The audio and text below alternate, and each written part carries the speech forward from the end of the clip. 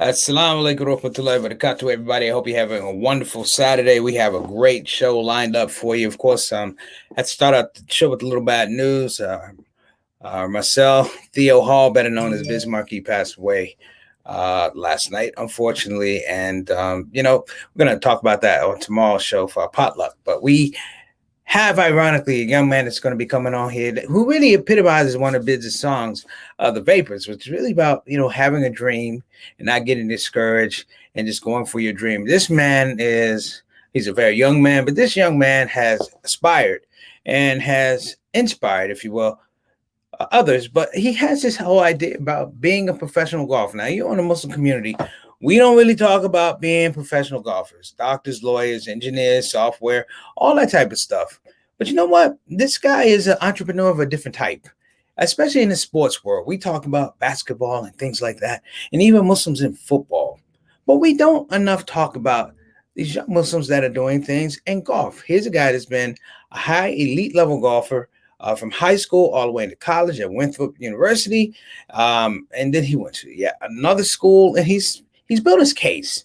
Now his journey is a little bit different than what you would think. Like you normally in the educational space, you would finish your bachelor's, then you go on to your master's, then you go on to your doctorate. In the world of golf, and he's going to explain this a lot better than I can. It's a rocky road. We see the Phil Mickelsons, we see the Jordan Spieth, we see the Tiger Woods, but we don't see the guys who don't come up that way. They don't come up with the big skills. They don't come up with the big endorsements and sponsorships. These are guys that get out there and grind it out every day.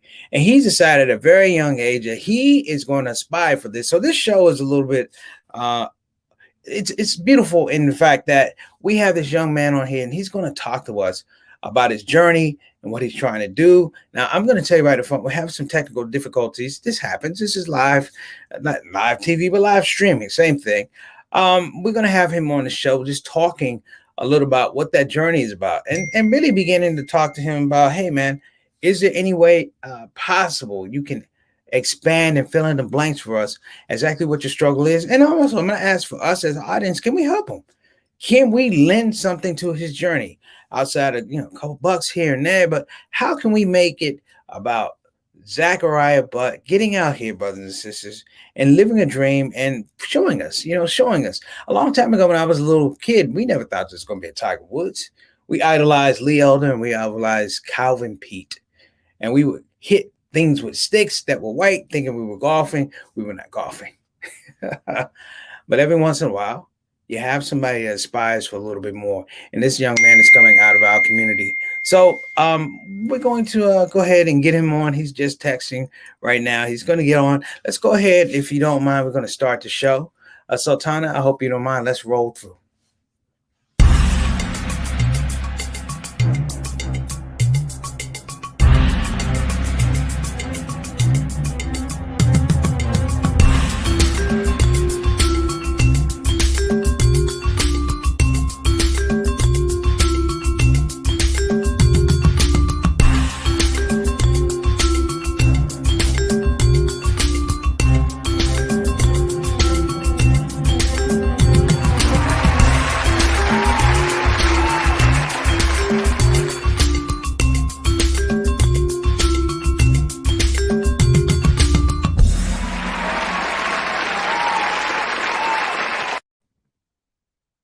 We're still working it out, brothers and sisters. But I'm gonna ask everybody just to please be patient. We have this thing all set up.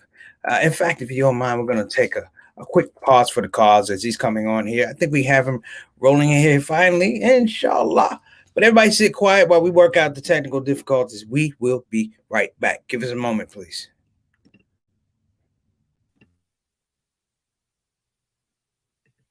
There you are. I know you're looking at your screen going, that's a good looking black man. And you're right. I'm Preacher Moss, and you're not.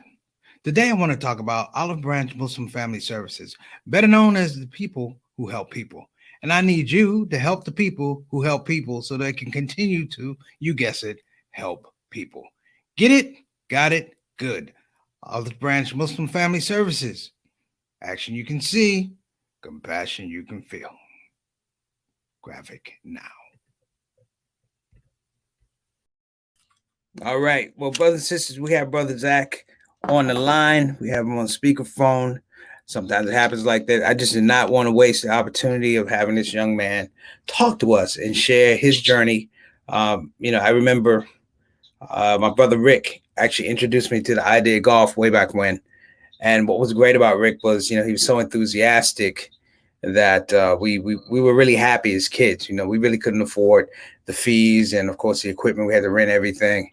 But it's just funny getting out there and thinking just for a little bit that we were good at this sport. It was almost taboo sport for us. So let me see if we can get you on the line. Hold on a minute, Zach, please. Okay, let me find out if you can hear us on the telecast. Go ahead and speak, Zach. Can you hear Zach? Assalamu alaikum wa rahmatullahi wa barakatuh. Can you hear me okay? Yeah, we're trying to get you through on the actual telecast. I'm not sure if are you on your computer by chance? You are, right? I am on my computer and I'm trying to get in through there. I'm having a little bit of internet difficulty, it looks like. Well, okay. Well, it's internet difficult. It's okay. That happens. That happens. Well, we're gonna roll with this interview anyway, if you don't mind. Sounds great with me. Okay, so everybody, you're gonna see how this is the way interviews used to do back in the day. So, Zach, we're gonna take you back to like 1970. So bear with us, okay? And if you pop up in the feed, we'll put you in. When does this all start, man? I'm reading your materials.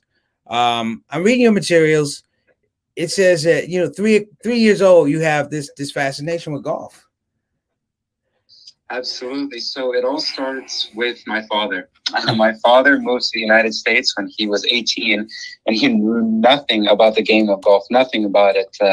He grew up playing soccer overseas and a couple other sports, but had never even heard of golf when he came over here.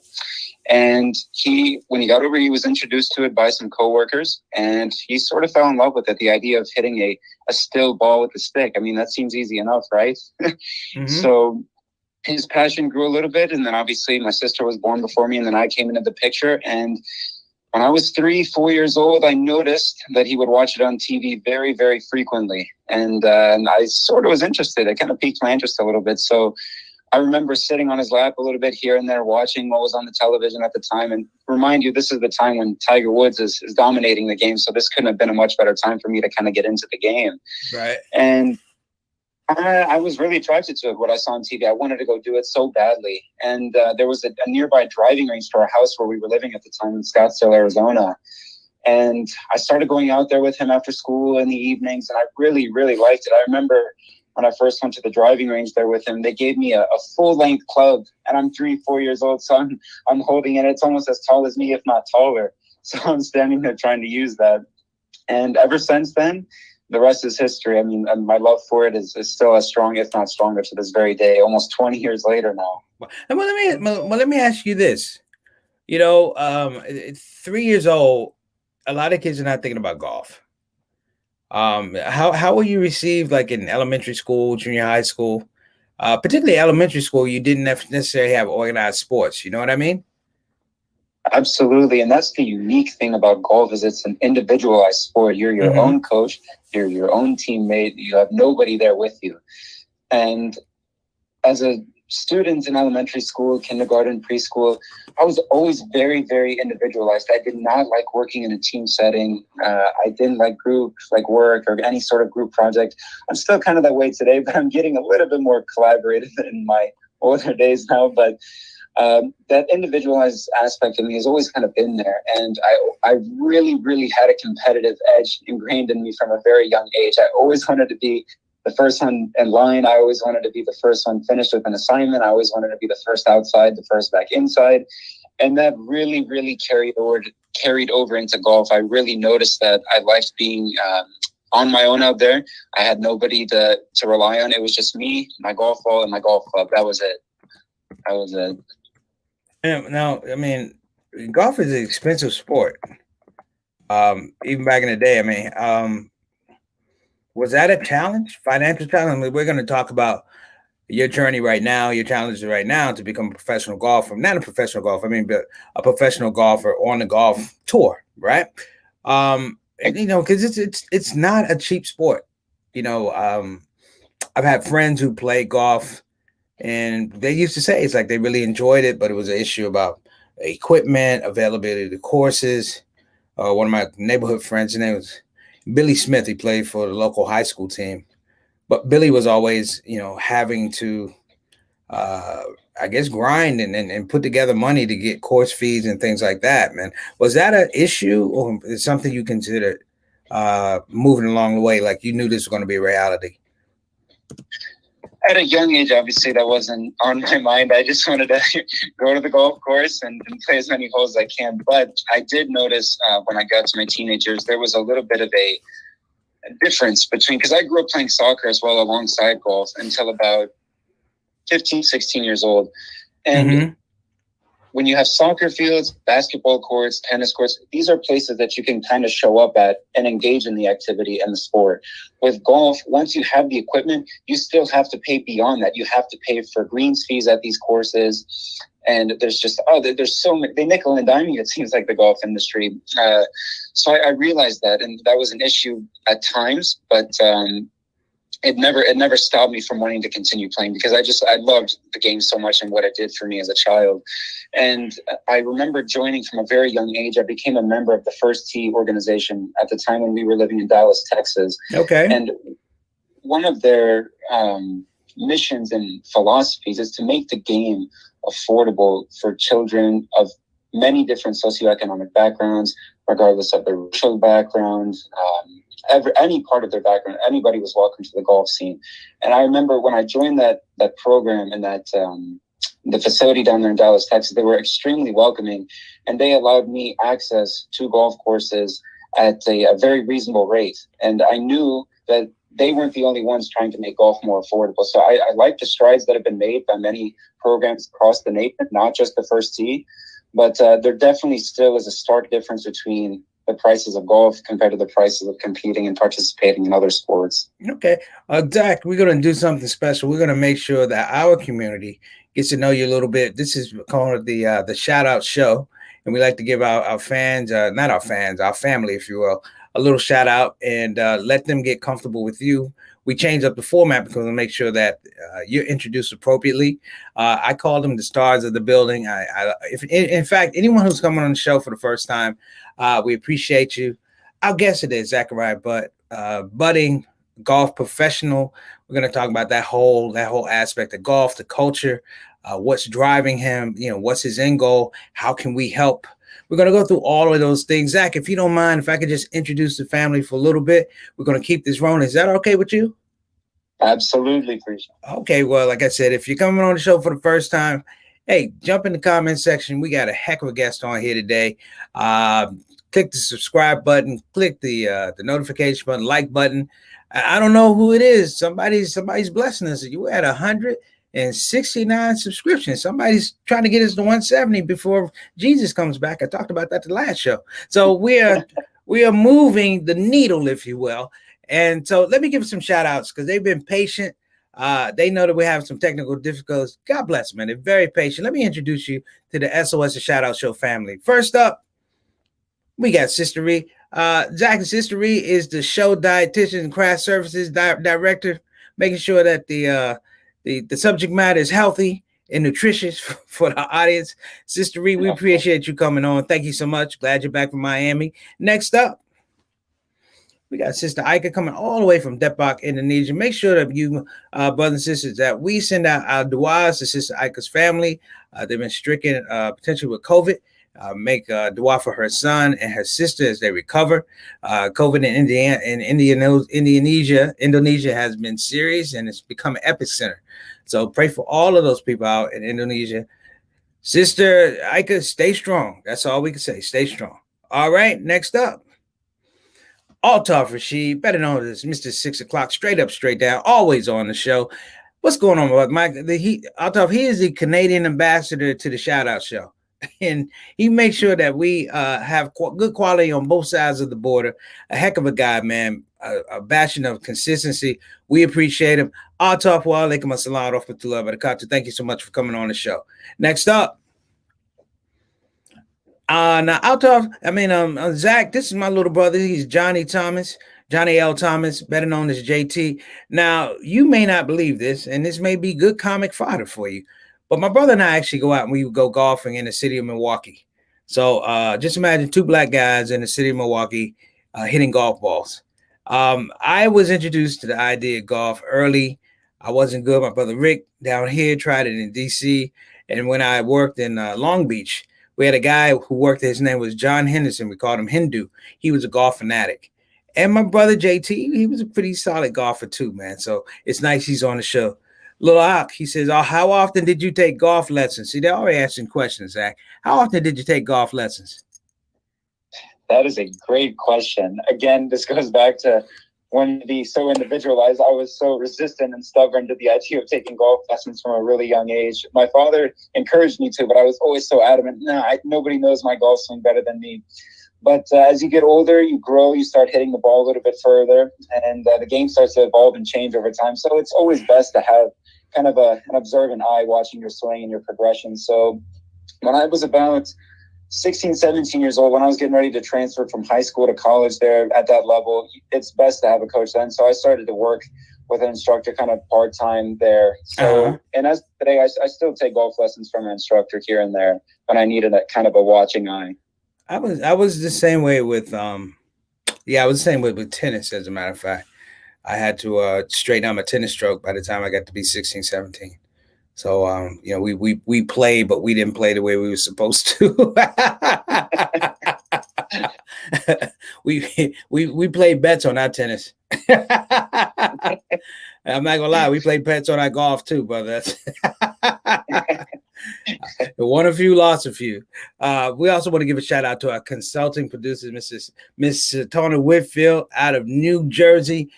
She makes this show go round, man. So even though we don't have our sound, she had everything else together, videos, all that type of stuff. She's the one that actually put together your headshot and your poster. So big shout out to Sister Satana. And she says, welcome and congratulations, Zach. People are giving you shout outs here on the show. All right. Okay. Thank you so much. Okay. So what we're going to do, we're going to take a quick break, see if we can fix this technical thing real quick. And everybody, we're going to be right back. Don't go anywhere.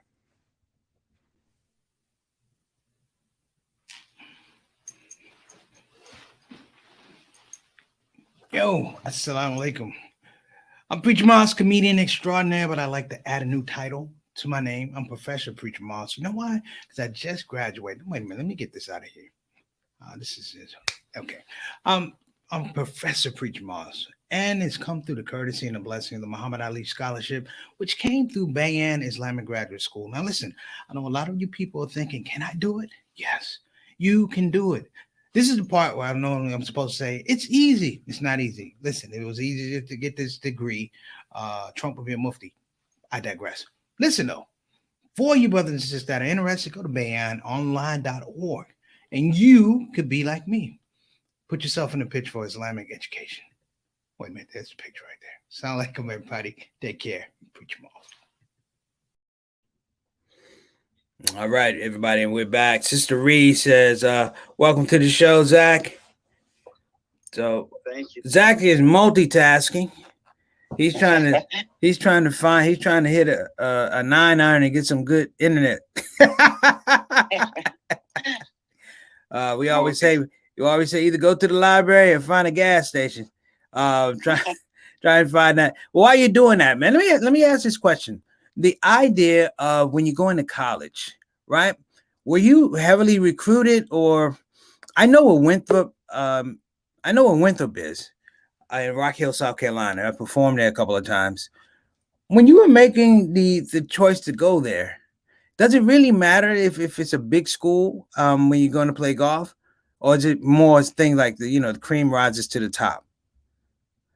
That's such a great question. And I think part of it has to do with your overall long-term goals for your golf career.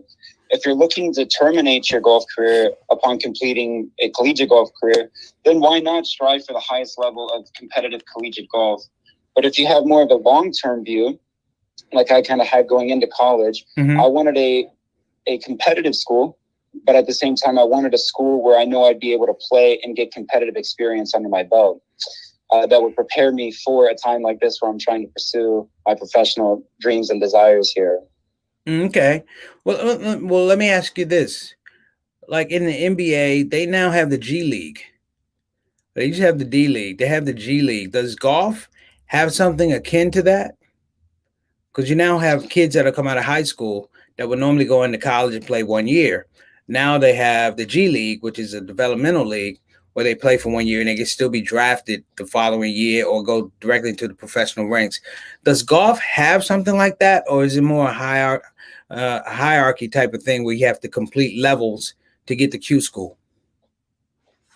Absolutely. There are developmental leagues and tours all around the world. It's really cool how golf has become such a global sport.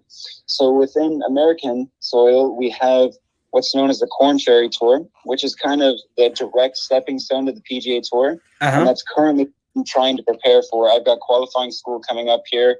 And just over a month now, the third week in August is when I'm beginning my qualifying school here for that. And then there are other sort of G League equivalent forms of golf. You have the PGA Tour Latino America Tour, which obviously takes place in Latin America. You have the PGA Tour under the Mackenzie Tour, which is in Canada. Both of those serve as your outside the U.S. Developmental tours that are equivalent to the G League, I would say. And then obviously on an international level, you have the PGA Tour China, the Japan Tour, Asian Tour, the European Challenge Tour. There's so many tours out there, Preach, that you can kind of begin and embark on your professional golf journey. It's really, really neat. Well, I mean, that's really helpful, especially like with basketball. You have all the international basketball places you can play. You can play Russia, you can play Iran, you can play Israel. Amazing stuff. What I like about your story, and I don't want to I don't want to get in. I'm not going to tell your story. You know your story best, just like your golf swing. What I like, at some point in time, you made a choice. You chose a side in terms of what you were going to do, in terms of your life, in terms of your career, in terms of your sport. When does that solidify for you? At what age?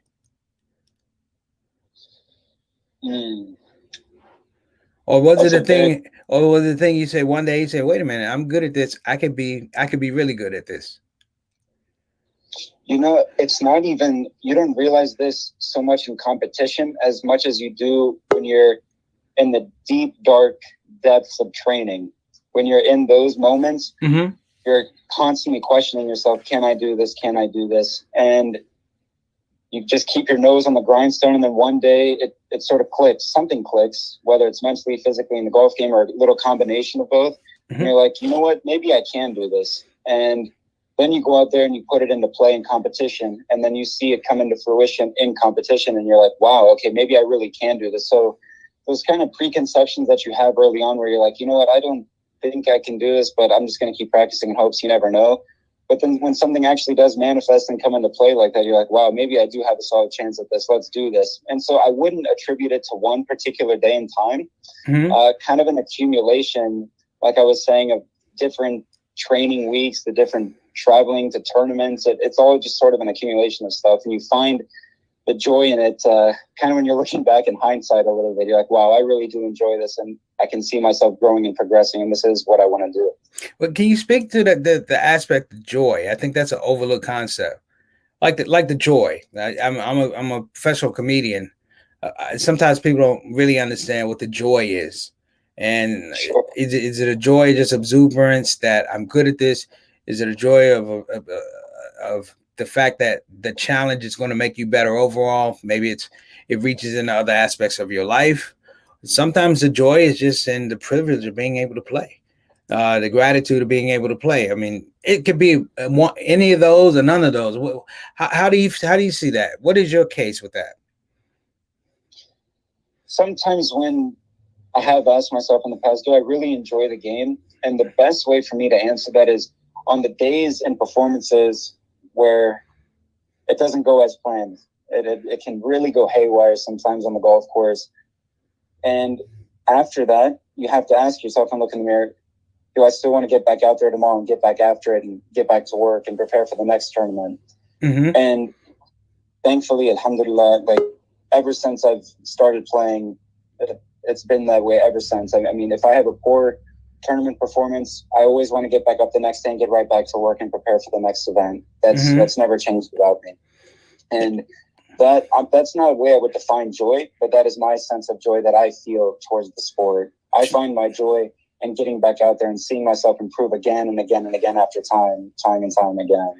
I identify with you. Sometimes the fun or the satisfaction is not so much in winning or losing. It's that you are able to employ or inject things into the game that you've been practicing over and over, you know?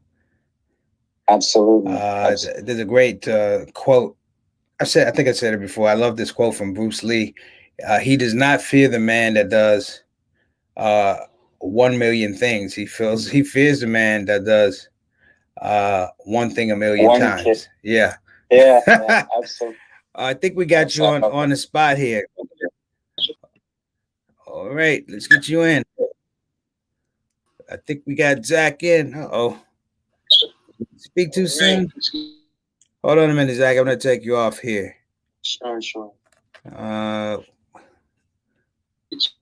I think it froze. Hold on. I don't want to hang up. No problem. I'm going to try it. Oh, wait. Here you go. All right, Zach, can you hear us? Sure. I think it froze. Hold on. I don't want to hang up. We got a little delay. Are you still there, Zach?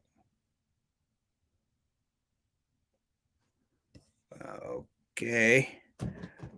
Hold on, everybody. I'm gonna call Zach back.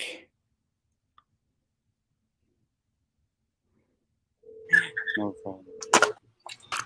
You okay? All right, you're there. Hold on. Okay, Zach, you still there? I don't know. Sorry, fans. This is a flub on I know I paid the bill for StreamYard, so we're gonna get them back. We're not gonna give up. Just like, hey, we don't give up. If we gave up, we wouldn't even be here. Hold on a minute. Let me mute his mic and we'll call him right back.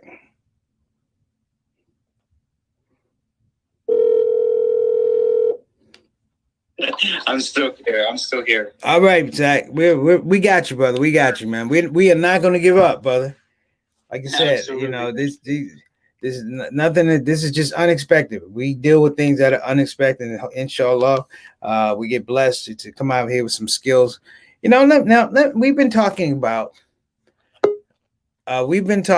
this aspect. Hold on a minute.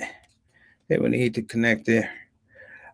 I see you coming on, but I don't think your camera is hooked up. But we won't worry about that. Can you hear me, Zach? Nope. I can hear you just fine. Let me ask you this, Zach. You are, for lack of a better word, a unicorn. We don't have a lot of people coming out of high school and college and opting to go into or pursue professional golf. Do you feel any pressure to do that? I mean, the first, Muslims, we love the first. You were the first this, you're the first that, we're the first, and hey, God forbid you win, because you're going to have a lot of Muslim friends you never knew you ever had. But do you feel pressure? Like sometimes as a comedian, my Islamic identity is closely aligned to my comedic identity. Do you feel that as a golfer? Absolutely. And pressure is almost inevitable in any endeavor that you choose to pursue in life. And I think I'm not trying to break barriers by any sorts, but of course I would like to be the first one to make it from the Islamic community in the golf scene. And with that obviously comes an inevitable amount of pressure. That's a given. And it's something that I want to take on though, because when you are playing golf, you obviously feel pressure there as well. And it's how you handle and address that pressure that makes all the difference. And so I think I see more as an opportunity rather than an overcomable amount of pressure there. So I really look forward to it more than anything.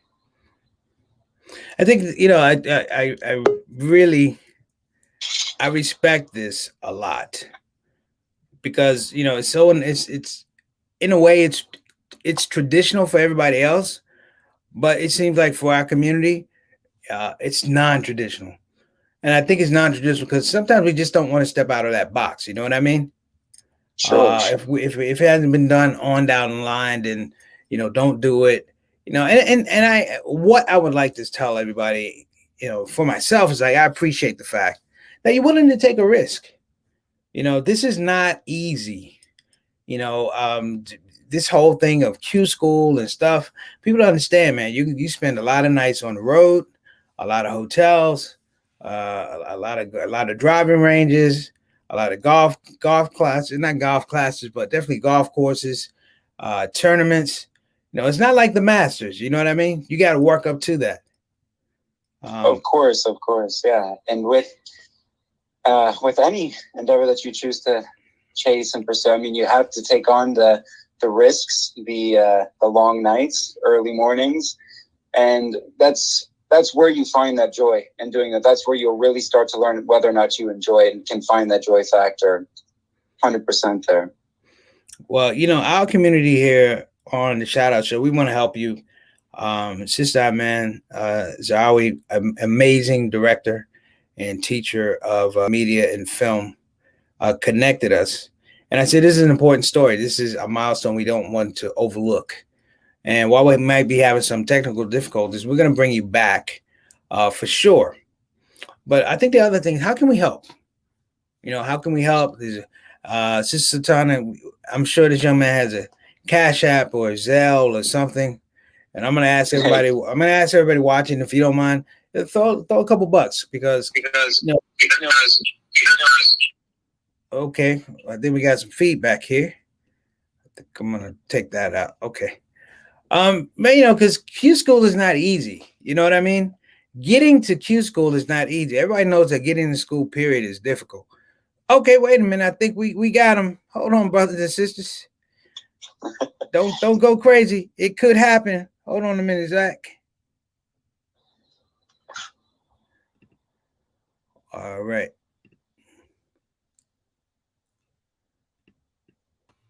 All right, Zach. I think we got you. Can you hear us? Zach, can you hear us? All right. We got the picture, but we don't have the audio. Let me see. Zach, can you hear us?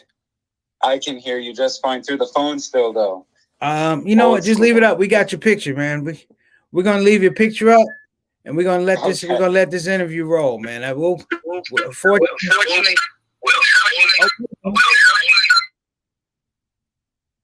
Okay, hold on a minute. Oh, we lost a picture. Okay, Zach, you still there? I'm still here. No problem hearing you. Okay, cool. Well, we're gonna keep this thing.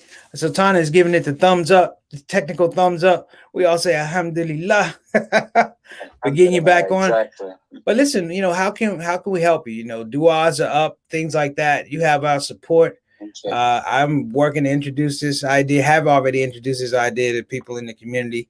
That this is a worthwhile cause. This is something that's inspirational to kids. We talk about how kids are pigeonholed in our communities for certain career tracks and things like that. And I think it's important because folks have to also understand that you went to college, that you got your degree. You know what I'm saying? Like this is not working in a void. You do value your education, but you got to the spot. You said, but this is what I really love. And I think sometimes in our community, we get away from things that we really love, that we're really passionate about. So how can we help you? The floor is yours. First of all, thank you so much for inquiring and asking about that. I really appreciate that in all regards. So obviously, as I pursue qualifying school here in the early stages of my professional playing career, the traveling expenses, the tournament fees, those are the two most important variables and factors at play here as I chase this dream. And so I've launched two separate accounts and links. One is a GoFundMe page, which can be found on my Instagram page under my first and last name, Zak, Z-A-K, and then Butt, B-U-T-T, _97 is my account. You'll find me on my Instagram there with my GoFundMe link attached to my bio. Okay. And then I've also launched a LaunchGood account for the Islamic Ummah to follow and follow along on my journey there. So funds can be obviously donated on that platform as well. And any form of assistance helps. Any form of assistance helps at this time. Okay. It's greatly appreciated. What I'm going to try and do this week is actually cut a little ad for you that you can send out to your page. That would be excellent. Yeah. Anything to help even get the word out would be much, much appreciated. Everybody's looking on the screen. If you're looking on the screen, everybody, that's Sister Satana has put up your IG page. Is Zak Butt or is Butts? B-U-T-T or B-U-T-T-S? B-U-T-T. Z-A-K-B-U-T-T. Okay, Sister Satana, no S. No S. You made it plural. She's so sharp. Okay. She's so sharp. She got it quickly though. She got it quickly though. We got it up, and you know. And let me ask you a question: where are these tournaments happening? Because I believe we should try and work out some kind of just a network of people that could be there to help you. I've benefited greatly from networks doing stand up. People know people that people know people, and when you come into town, they may not, be able to, put you up or anything, but at least you have support. They come out to some of your events, they cheer for you. Because it can be a lonely road. You know what I'm saying? And every bit of support helps. Every do-I helps. Every bit of support helps. I remember doing stand up years ago at this horrific place, and this little Muslim family came out, and this little 8-year-old girl had made a sign, "Preacher Moss is funny." And all I could do was want to do well at this venue, because all I can remember was that little girl with that sign. And the funny part, she was too young to come into the club. So I was like, wow, and I just want you to know, personally, I feel like we have that kind of support out there for you as well. This is something, that when we undertake things like this, this is important. These are milestones. We opened the show talking about one of our hip hop stars, Bismarck E, passing away, and one of his favorite songs. Is one of his favorite songs. One of my favorite songs from Bismarck E is a song called "The Vapors." And the opening of The Vapors goes, radio, TV, and even the press say, what's the meaning of the VAPORS? The meaning of this word, without a doubt, means nobody wants to be down when you're down and out. It says, once you're established and got a lot of money, everybody wants to be your buddy and honey. It is like, it's the ultimate come-up song, man. It's better than Rocky. It's better than Rocky for me. I'm like, this is real. I'm in this, and I feel like, you're in that space, man. It's a very organic space. So, what are you thinking, man? What do you think this is going to be like, 1 or 2 years? Where would you like to be in 1 or 2 years?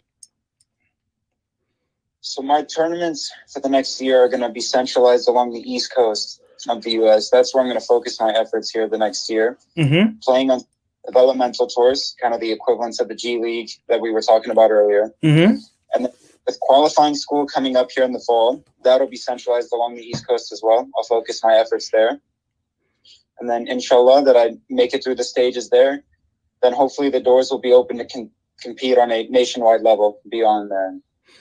Okay. But as of right now, for the next about a year or so, I'm gonna focus my efforts along the East Coast, because golf is very, very hot and competitive along the East Coast here. Cream rises to the top. That's what they say. Exactly. So you might as well put yourself in the mix. Man, but this is fascinating. I've been showing videos of you swinging that club, man. Thank you.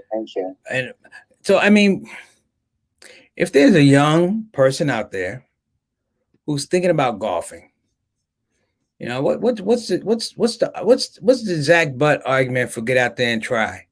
Get out there and swing that club. Sell us on why we should be golfing.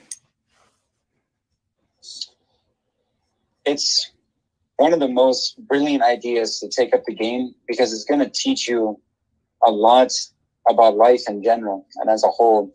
Because there's going to be days where you pick up the golf club and you're going to feel at the top of the world. You're going to feel like you're so in control.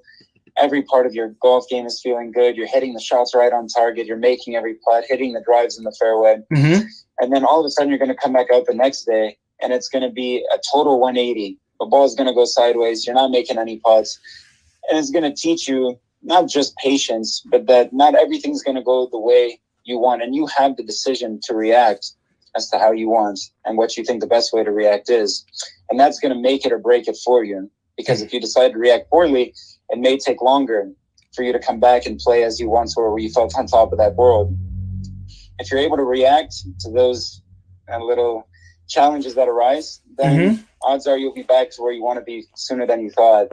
And that's what's so cool about golf is you determine how you want to play at times. It's totally up to you. Because as I've mentioned multiple times throughout our talk today, it's a very individualized sport. It's under your control. You've got nobody helping you out there. It's just you, your clubs, and your golf ball. And so when you have that much control, you have as much control over that and how you react. So that's why I think it's a really, really good idea for anybody of any age or background to take up the game of golf at any time in their life. Well, I definitely know from golf, I practice the religious principle of sabr. Absolutely. So very, very important.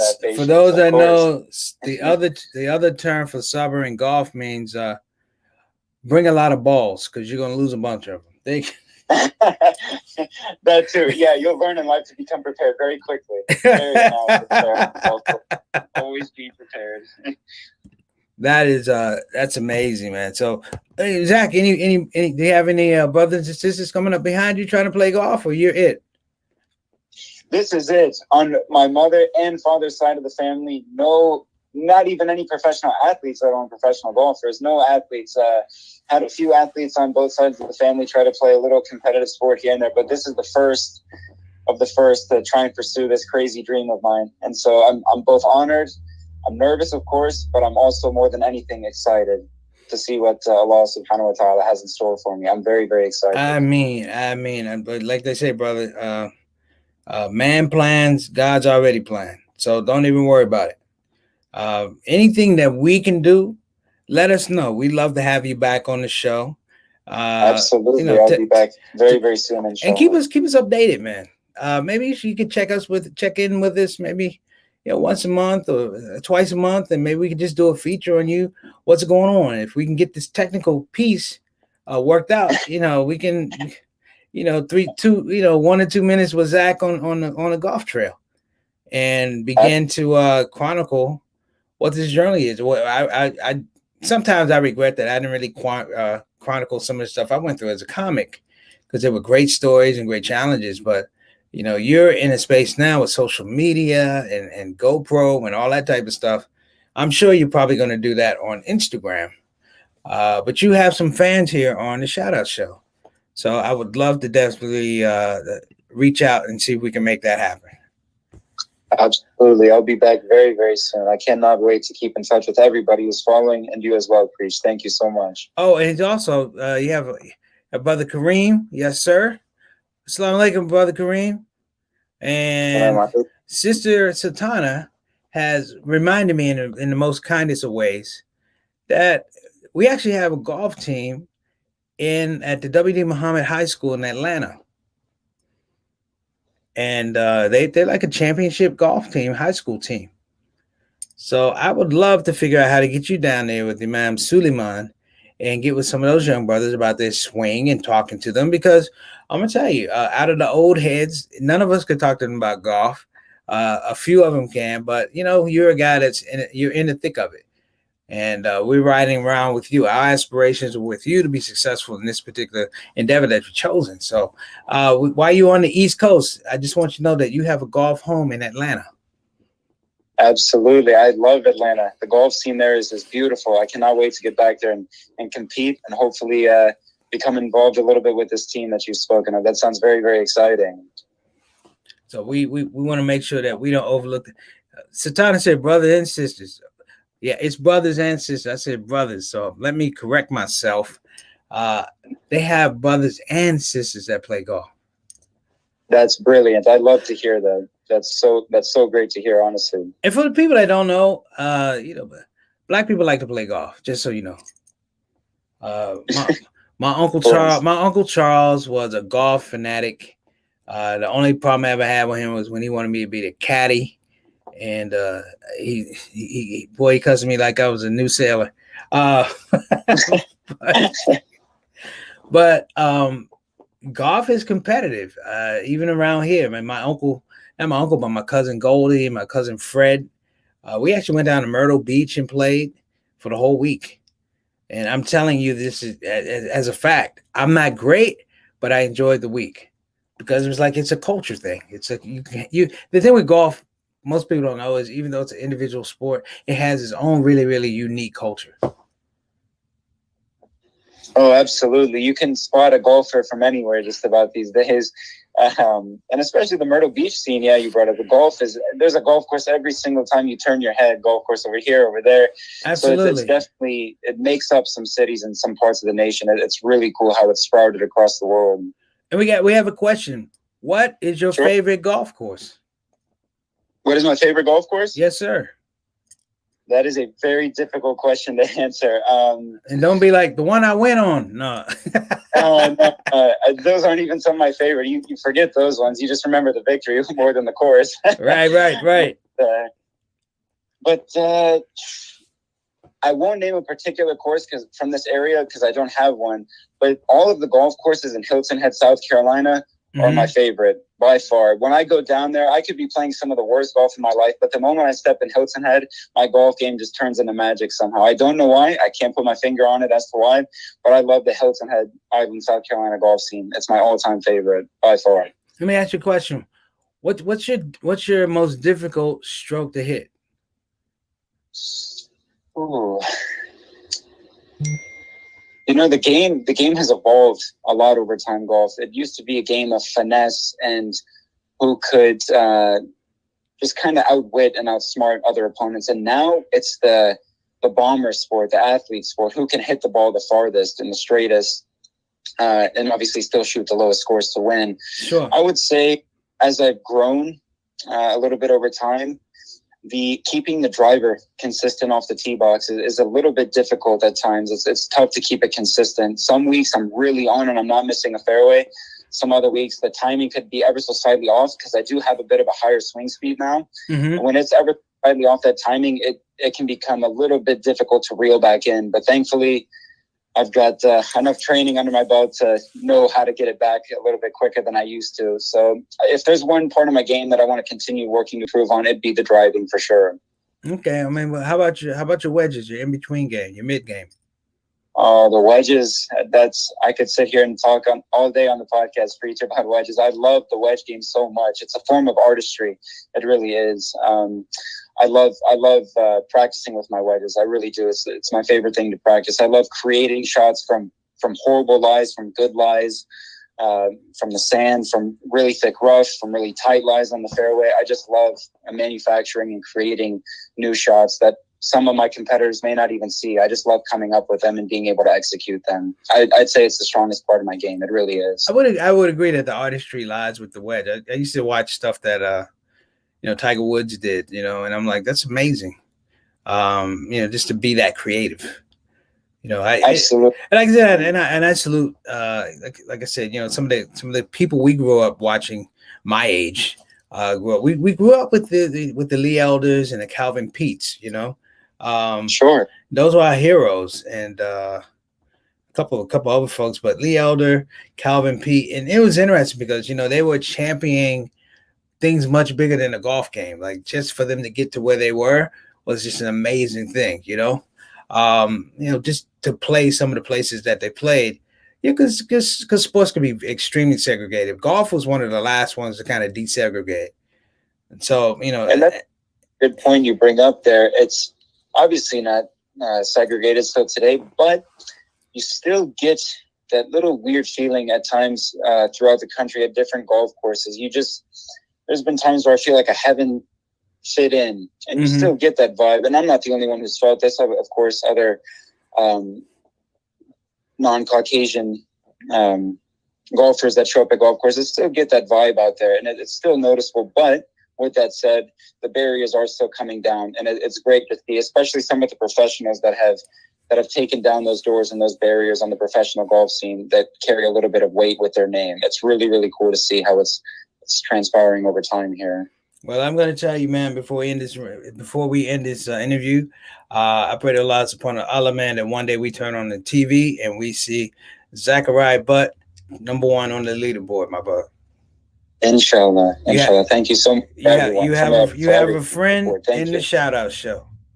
You have a friend in the shout. And Brother Kareem said, block it out and go for the win, brother. I'm on my way. Man, question. Who's your favorite golfer before we get out of here? Okay. I will preface it with this. We said golfer, so I'm not looking outside the scope of golf here. I would say it's Tiger Woods by far, just for the golf, to keep it halal, you know? All right. So golf, my favorite golfer, whose golf game I respect the most, is Tiger Woods. I mean, for him to consistently dominate in a sport like this for so long, it'll never be touched. Maybe I could touch it. I don't know. But Inshallah. What he did for the game and the dominance he portrayed on the golf course for so long, I have to respect it, and I love it so much, and all that he's done for the game. So I would say he's my favorite golfer of all time. I grew up watching him every day, just about it felt like, and I still go back and watch his highlights every so often. I just have to do it. I remember a guy who was a comedian. He was at a comedy conference, a college comedy conference, and this guy, he's kind of funny. He's on a golf channel now, but man, just from the brief interaction, he loved golf. He's on a golf channel. His name is Michael Collins. And, sure. You know, he started out being a comedian, and that guy loved golf. I think everybody I've worked with, in terms of just like George Lopez, who I toured with for a number of years, wrote for him, golf fanatic, man.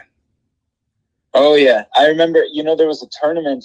And when we were living in Dallas, Texas at the time, he used to come there and play in the Wednesday Pro-Ams. And I actually have a photo of him and I together. I'm so short at the time, and he's like crouching down to take a photo with me. It was really neat. He was a super nice guy. And I could tell just from that young age that I was at the time how much he truly liked golf. Loves the game, man. He's the one that got me into it.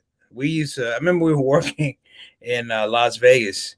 And when you work at the casinos, they treat you as an employee of the casino. So basically, you can eat 24 hours a day. Like they have chefs there 24 hours a day. Like if you want an omelet at 2:15 in the morning, you can get an omelet at 2:15. We're eating omelets, and he's like, "What are you getting ready to do?" I'm like, "It's 2:15. I'm eating an omelet. I'm getting ready to go to bed." He goes, "No, we're not." I'm like, "Where are we going?" In Las Vegas, they have a 24-hour driving range. And there we are hitting golf balls, drenched. And I was like, man, you love this game. That's dedication, man. But it's so funny because I'd see all the other guys that Samuel L. Jackson was a big golf fan, Don Cheadle, man, Red Grant, all these comedians, man. I was like, I didn't know you guys like golf. Man, they absolutely love golf. So I'm going to make sure, man, that we stay in touch with you. I will probably give you a call sometime this week, but actually, I'll give you a call after tomorrow. Listen, man, you've been great. I appreciate it. Everybody, thank you so much for sticking with us. And listen, Zak, we appreciate you, man. May Allah continue to bless you, instill the patience in you, man. Keep you on the Siratul Mustaqim and keep that driver straight as well, man. Thank you so much for coming on the show. And this is not the last time we're going to hear from you. Look on the leaderboard, brothers. This is every Sunday, and check it out for Zak Butt. Thank you so much for coming on the show. Jazakallah khair. Thank you so much to everybody in New Preach as well. Thank you. Assalamu alaikum wa rahmatullahi wa barakatuh.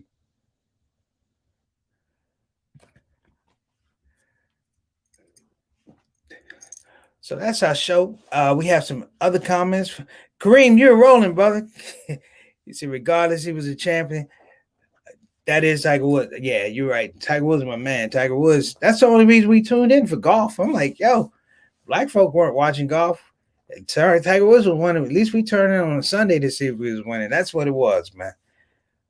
All right. Thank you so much, Sister Reed. Thank you so much, and I appreciate your kind words. So, everybody, we're going to wrap up.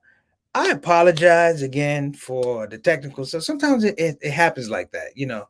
And this is one of the days you get on early, like I'm gonna prepare myself, and it just didn't happen. But Allah knows best. But great show, Sister Satana. Thank you so much for working the back and make sure this thing kept flowing. Everybody, shout out to your family. Great questions, everybody. Great questions. This is probably one of a really good interviews. Even though you didn't have any visual, it's a good interview. But let's make sure that we keep Brother Zachariah in our duas. And, you know, if you get a chance, you got a little extra something after you hit the lottery, you know, drop something in his little, you know, in his IG, in his GoFundMe page and stuff like that. And check out his page on Launch Good. Okay, well, let's give a shout out to our sponsors. You know who our sponsors are, BeFinanciallyIndependent.com. Again, that's BeFinanciallyIndependent.com. If you don't want to go to the website, you can call 1-888-496-6845. Again, that's 1-888-496-6845. That's Miss Maxine B. Kate Esquire on the other end of the line, trying to help you get yourself together and liberate yourself from debt. That's right. As well, we're going to give a shout out to Bayan Islamic Graduate School. Again, that's Bayan Islamic Graduate School. If you're thinking about getting a quality Islamic education, these are the people you want to check out. I'm not saying it because I went there. I'm saying it because I graduated and I have a master's in Islamic education, which means that obviously it meant something to me, and I believe it can mean something to you. So look at the bigger picture. Check them out. Go to banonline.org. Again, that's banonline.org. That's our show, brothers and sisters. I can't believe. So, Tony, can you believe even though we had that many problems, the show still went that quickly? Allah knows best. So, listen, I'm gonna give you guys a heads up tomorrow. It's our Sunday potluck with Preach. I am going to do a show on Biz Markie. Rarely can I say that I had a rapper. We were around the same age. I'm 54. He's 57. Where you see somebody's career start and go all the way to the end. And as you get older, there'll be more memorials like this. There'll be more relationships like this. I can honestly say I never met Biz Markie. I loved his stuff from a long time ago. He connected with me on a lot of things where, you know, when you're young in the late 80s, 88, 89, things weren't happening the way you wanted to. You came out of college, you had big dreams, and there you are with your college degree, digging a ditch, doing construction, and you hear a drug dealer rolling down the street and blaring out his speakers. They caught the vapors. They caught the vapors. And I remember, man, that was a song that really lifted my spirits. But in all of hip hop, he was like the crown prince of hip hop. And his songs, you know, they always had a bass to them and a heavy beat, but just lighthearted. And sometimes you just had to appreciate that. So tomorrow, I hope you guys don't mind. We're going to talk about Biz Markie on the Shout Out Show.